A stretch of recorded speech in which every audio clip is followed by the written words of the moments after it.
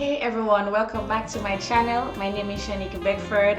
I want to say a huge thank you for all those who have subscribed. To my new subscribers, thanks so much for joining this channel. If you're watching this video, whatever time of the day that you're watching, make sure you subscribe. I mean, you're already watching, so might as well just go ahead and subscribe. Remember to comment down below in the comment section. Comment more than once. Just spam the comments if you know what I'm talking about, if you understand, or if you agree, or if you don't agree. Comment in the comment section. Let's have a discussion. Share this video with someone. Guys, let us try to get this video to 5,000 subscribers.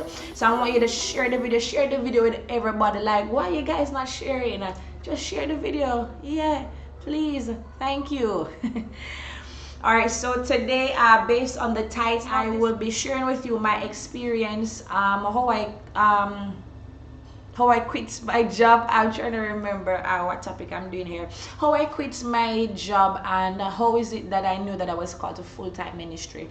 I believe every single one of us have a call. There's some call or purpose upon your life, and I believe that it is time now. We're living in the last days. I believe it is full time now that we heed the call of God and we begin to do exactly what God has called us to do. So this is my story. This is how I knew that God was calling me to full-time ministry. I'll share a few tips and pointers with you, so for you to know rather how to know when God is calling you to full-time ministry and how to transition from your job into full-time ministry. If you're interested, keep watching this video. Comment down below. Don't forget to subscribe, comment, and share this video. So I won't say what company I was working with, but I was working with this very popular company in Jamaica, a company that I believe nobody likes. Everybody thinks they are the biggest scammers, the biggest thief in Jamaica. So I was working with this company, and for one, I was a Christian, and I believe in integrity, I believe in character, and I believe that I should not be working with a company where I have to lie about certain things. And that was one of the first things. I was working with a company that I had to be compromised in my faith. It was a compromise to my faith, my integrity, and my walk with Christ, because there were customers that used to call for reconnection, for disconnection, for various issues, for being overbilled. Some of you gonna comment down below and says flow. No, it's not flow, because I know everybody have it over flow services. Some will say JPS. I'm not going to call any name, but it was very hard. Our managers used to say, you don't have to lie, just tell them this or tell them that. There is no way around lying. If you're lying, you are lying, pretty much straight up to the point. It was lying. But it got to a point where, one, it was getting to me, but two, I needed to pay my bills, and I was getting money. Yeah, I was getting good money. I mean, it wasn't good money, but I was okay for where I was, right? I was okay. But it continued where the Spirit of the Lord was pressing on me, and the Spirit of the Lord was so heavy on me that I wanted to quit, but it was still not the time as yet. There's a time for everything where the Lord will tell you that you will do something, but it may not be the time as yet. A lot of persons, they get a word that they're called to be a prophet, or God tells them himself that I'm calling you to be a prophet to the nation, but that does not mean that it is time for you to up and quit your job and begin to pressure people for money, or you know, there's a timing for everything. I want you to comment down below and say timing is important. So some time went by, months went by. I was frustrated. Frustration is a sign. Hear me, folks.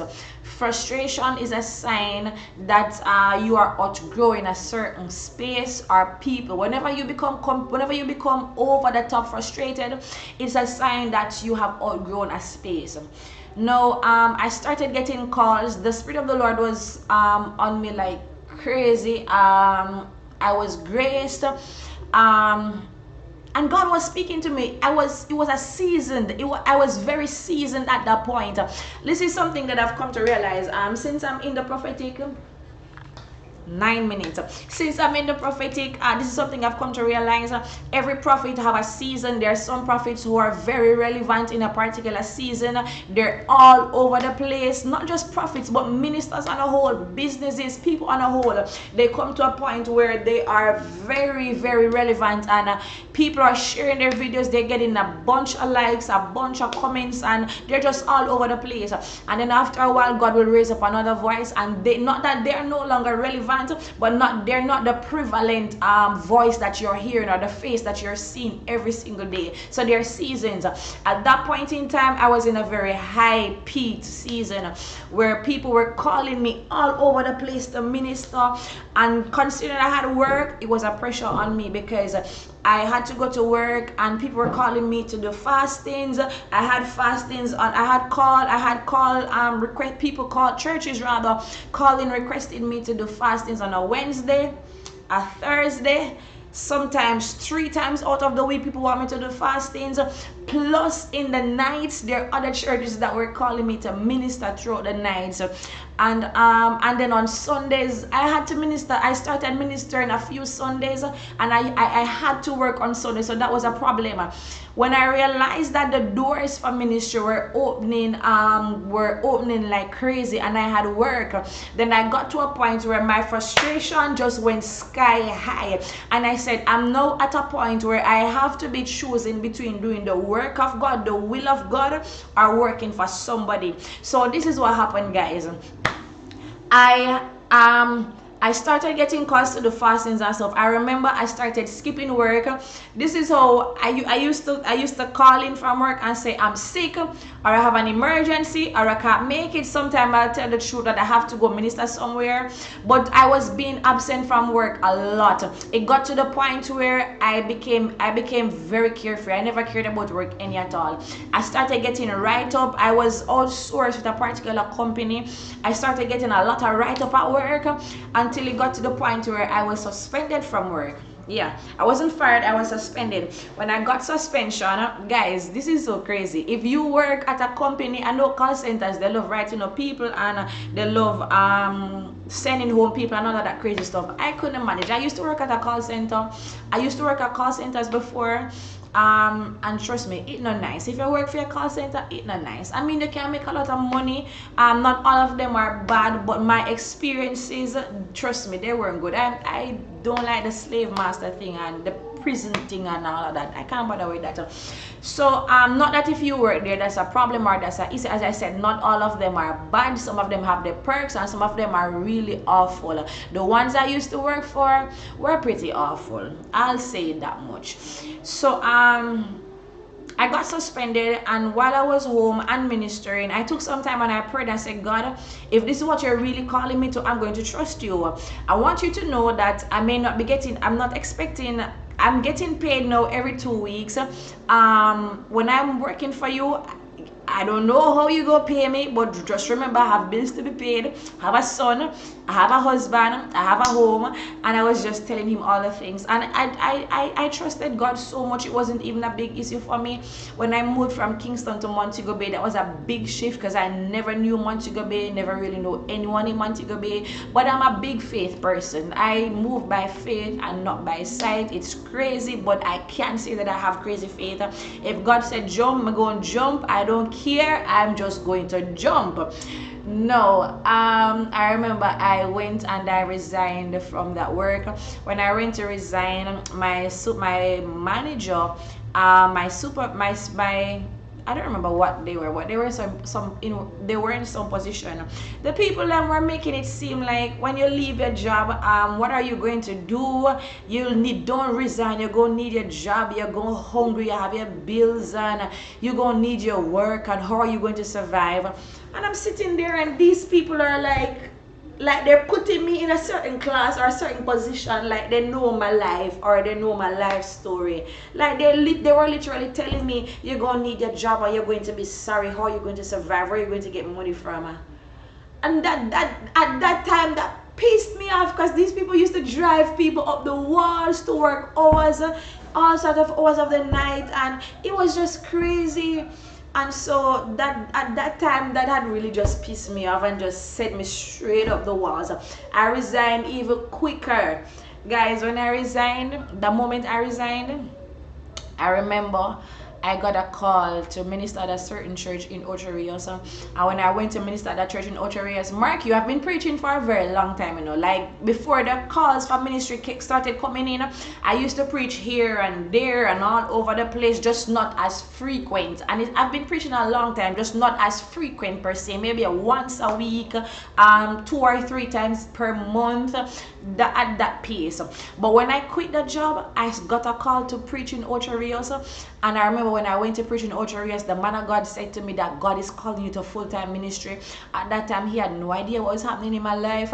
And so I took it as a word from God. That day, God blessed me tremendously. Like I've never preached before and gotten that amount of money or honorarium before. Mark you, ministry and full-time ministry is not about the money. But at least when I saw that, I took it and I heard the Spirit of the Lord saying, I am able to sustain you, I will keep you, and I will provide for you. I was tremendously blessed that day. Now, when I got home, I'm a very independent person. Despite God telling me all of that, I remember I still went home and I applied for a job. I said, God, I hear you, but a girl need her money. I need to be independent. I'm not expecting any church to give me money. I'm not expecting anybody to sow seed or anything. I needed to work. If you're independent, you understand the struggle, I want you to comment down below. So I guess at this point it was a battle between my faith and being independent. And it wasn't so much my faith, because as I said, I have faith. I trust me. Whatever God says to do, I'm one of those persons. I'll just do it 110%. But I was struggling to make sure that this was God and this was not. It wasn't me. So I remember I applied for a job at the airport. I was working at the airport. I won't say where exactly in the airport. It was a nice little job, but it was also quite disgusting. Listen, I just never like working for people, like I don't know how people do it. I don't like working for people. I don't like having people over me, pushing me around, telling me what to do. I guess I've worked in the wrong places, because some of you guys, you work for people and you don't have those experiences. But I just don't like working for people. I like working on my own time. I like wearing what I like to wear. I don't like uniform. I don't like uniform. I don't even like wearing a shirt and seeing somebody else in a shirt. Listen, if I wear something and I see 10 other people in it or 2 other persons in it, that's it. Donation or into the trash bin. I don't like it. Much more uniform. Hey, so I started working at the airport. It became very tedious. My hours weren't good. My pay wasn't good as I expected. I had to walk from a certain place to the gates where the passengers were coming off the plane, to the actual gates, walk them all the way through customs while filling out their customs form, then to baggage, to clear the baggage, then to their transportation to the hotel or wherever they were going. Then I had to, listen, I can't even explain. It was a hell of a job. I had to be on my feet a lot. It was so horrible. And I remember one day, I wasn't even working there for long. I think I've probably been there for less than a month. I think I was there for less than a month. And it was getting so bad. The workers, they were complaining, but nobody had the guts to actually leave. Everybody was complaining, but nobody had the guts to actually leave, right? So I don't want this video to be too long. It's now 19 minutes. I'm trying to wrap this video up as quick as I can. So yeah, I remember my husband was working there at the time as well. He's no longer working there. And I remember one day, it got so crazy at work, and the Spirit of the Lord was on me, and I was just upset with everything and everybody at work. And I remember that day I was so tired, and I just walked into the place and I just took up my bag and I just went through the door. People were asking me, I had like my bottle with waters and stuff. People were asking me, where are you going? You can't just leave like that and blah blah blah. If you're resigning, just leave your card. And I listen, I never hear anything. I heard nothing what these people were saying. I just know a bunch of people were talking a bunch of stuff, and I went through the door. I had tears in my eyes, and I said, God, this is it. I remember I was walking through a particular place, and I saw my husband. I think he was having lunch with his co-workers or something, and I went in. I don't know how I ended up seeing, because it's a big airport, and I went in and I said, babe, I'm going home. I'm not coming back. I quit. I resign. I'm done. I'm finished. El finito. Adios. And he was like, what? You sure? And I said yes with tears in my eyes. I said yes, I'm quitting, I'm going home, I'm just gonna do full-time ministry. And at the time he was so supportive. It was like maybe a couple weeks or so after I asked him if he wasn't a bit worried that how is it that we're going to survive, because I need to help to bring food in on the table. And he said at the time I considered it yes, that he needed the help. But at the time he said he trusted me, and whatever I said that God said, he had trusted God at that time. So we were okay. So I quit and I said this is it. When I did, doors just started opening like randomly, like just immediately as I quit, I started getting phone calls. Doors were opening like crazy. I preached at my first crusade, second crusade. I had conventions, I had conferences. Every single Sunday I was on the road. It got to the point where my husband had to quit his job so that he could take me around. Like my husband ended up quitting his job so he could drive me around. That's how crazy it was. He just wanted to be in the moment to support what God was doing in my life at that time. If you have a supportive spouse, comment down below. Listen, not a lot of people will do this for you. And this man was taking me to places every single Sunday during the week, all over the place. Sometimes we would go to preach at a church 8 a.m. and I'm getting home like 1, 2 o'clock in the morning, having to sleep and get up and get stuff done in the day and prepare to go back the next night. Like, it was a whole lot. And for that season, I've preached in every single parish in Jamaica except Hanover. That's the only place I haven't preached in Hanover. Down Negro, that side I haven't preached in that side. I've preached in Westmoreland, multiple places in Westmoreland, every parish you can think of. What am I saying? I'm saying this to say that when God actually calls you, he will open doors for you. I never had to ask anybody to, like book me or open a door for me. Like, I was seasoned in that time. When you're seasoned for a particular season or time, God will open doors for you. God will send you out. I've never lacked anything. What that company used to pay me, God started blessing me with more than that. I've been to places to preach, and the church rather, they were not able to bless me to cover my expenses, my gas and time and all of that to come to minister. And that never even shake me. I've never felt, listen, churches are not able to pay you. Some of them are able to bless you, but what they can bless you with, God can do more. So I've seen where churches never had it to really bless me, and I've seen where God sends strangers just to randomly call and say, I feel like blessing you. But let me tell you something, when you're doing full-time ministry and you're all about souls and you're in it for God 100%, you will understand that ministry is not about money. You will understand that when you do full-time ministry, when you preach and you minister the word of God, there's nothing more fulfilling more than that. I'm a pastor now at a church in Montego Bay Elevation Center, and if you're a pastor, if you understand anything about church running, you will understand that church is not necessarily a place where you make money, especially when you have certain things in the church that you have to upkeep, where bills are concerned, paying musicians are concerned, and getting certain things done and maintained are concerned. There are days where you will be left with zero. You'll want to buy your shoes, you can't buy your shoes. You'll want to buy a dress, you can't buy a new dress or a new pants.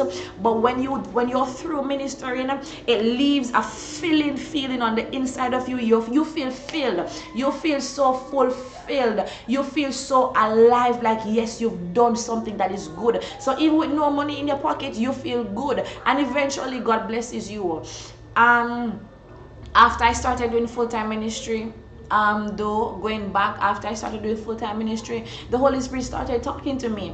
And one of the things I want to put out there for those of you watching this video that's coming into full-time ministry does not mean that you do not work.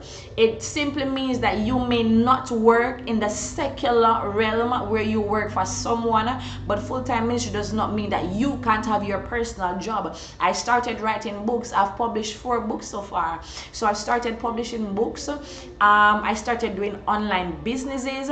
I started having a school of the prophets, and I was doing a lot of things here and there. Started publishing books for persons as well, self-publishing books for persons. I started doing a lot of little things here and there that also generated and brought in a lot of finances. So the thing is, when you do business on your own, you can maneuver and manage your time where you can decide, okay, I'm getting off work this time, so it doesn't conflict with the time for you to do God's work. That's just it where it comes to full-time ministry. You can work, but just not something that affects or conflicts with you, with your time that you will put towards doing the work of God. So full-time ministry is not just sitting down, not doing anything, expecting people to sow into you and give into you. No. If you have a prophet or you have a pastor or someone that just sit down, expects the church to pay them or expect people to always give them, but they're lazy, that's not of God. You cannot sit down and be lazy. Jesus was a carpenter before he started doing ministry. Listen, there's nothing wrong with doing something. There's nothing wrong with writing a book. There's nothing wrong with doing a prayer CD. There's nothing wrong with starting an online business, sell clothes, I don't know, do something, be an entrepreneur, do something. But that's my that was my call, my story of coming into full-time ministry. Some of you, God is calling you to full-time ministry, and whatever God says he will do, I'm telling you, he will do it. It doesn't happen overnight. You don't get popular overnight. You don't get rich overnight. It's not a fancy or a glamorous road. Full-time ministry is not about people just giving you. You'll have days where you don't have it. You'll have seasons where you don't have it, but God still comes through. You're not gonna go to bed hungry. You'll have seasons in ministry where you pray for people, they get healed, but you're still struggling with something. You pray for people, they get cars and houses, and you still don't have yours. It's a part of the process. But listen, when you trust God, you stay the course. He provides for you, he comes through for you. Being faithful is a very beautiful thing. You are blessed when you're faithful. If you can be faithful over just a few, then God can make you rule over many. If you're called to full-time ministry, whatever God says to do, go ahead and do it. If you have a mentor or a spiritual father that can pray with you and guide you along, that's even more better for you. But just trust God, trust what he's doing in your life, and you will be rewarded. That was my story about coming into full-time ministry. I hope I didn't leave anything out. But if you were blessed by this, I want you to comment down below. If you were inspired by this to trust God or have faith in God, I want you to comment down below. Let me know what part of this video inspired you. Remember, if you have something you want to donate, just go ahead and reach out to me and share this video with someone. Thanks so much for watching. Bye. Go there. I just wanted to put it out there.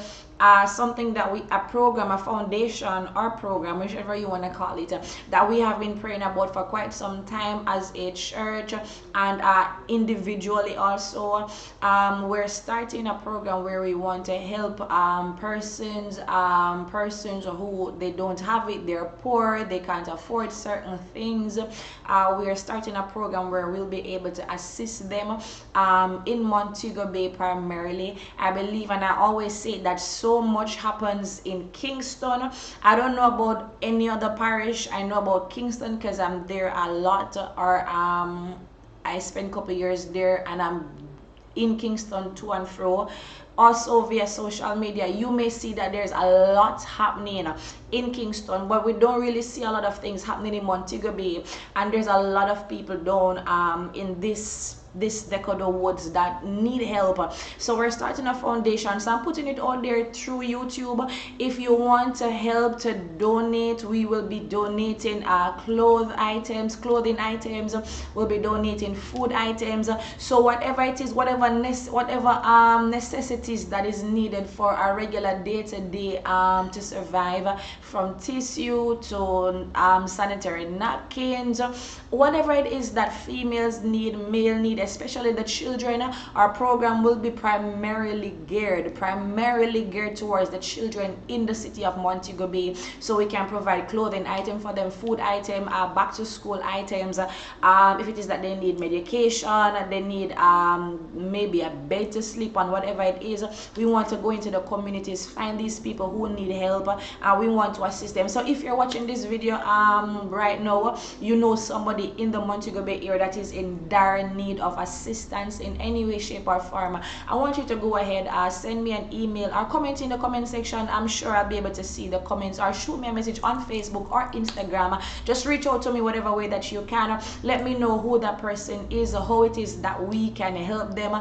I will get the information and I will put it out there on social media, and we will try to see how much we can get donations from donators, investors, or our partners who partner with us through our church ministry to partner and to help these people. I believe in giving back. I believe in helping the less fortunate, and more so I believe in souls. When we help people, we're not doing so to tear down people, we're not doing so to hurt people or to make ourselves look better, but we're doing this as a seed or a sacrifice from the heart of God, which is love, which is kindness, which is gentleness, meekness. And so we just want to portray the love of God. We want to portray the kindness of God, the humility of God, and the gentleness of God as we give back to people, not just to give back to them, but also to win souls for the kingdom of God, because every person you help is a soul that God wants to save. So this is our aim. We also want to assist persons with computers where schooling is concerned. Everybody knows we're in a period where we're in a pandemic, so to speak, and there are a lot of families, a lot of children who do not have it, who are not able to purchase a tablet or a computer to log on. There's some that have computers but don't have the internet. There's some that have internet that does not have the phone. So we want to help them. Just recently we have started assisting persons where we can and how we can. We have given our computers to just a few persons, a few families that weren't able to do so. There's a father that said he had a phone and he has 4 children. He was not able to afford a computer for all 4 children, neither was he able to afford it for just one. And the phone that he had to be leaving the phone when he went to work so that the children could use it to sign on. So my husband and I, we reached out, we went ahead, we got a computer for this family, and so a laptop rather, so they're able to log on.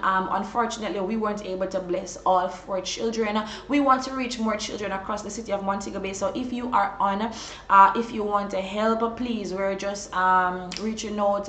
If it is a used computer, you can still send it. If you have a computer or an iPad that's no longer working, we also have a business where we refurbish and we repair computers and devices, so you can still reach out to us if it's not working, and so we can go ahead and try to help persons. So comment in the comment section.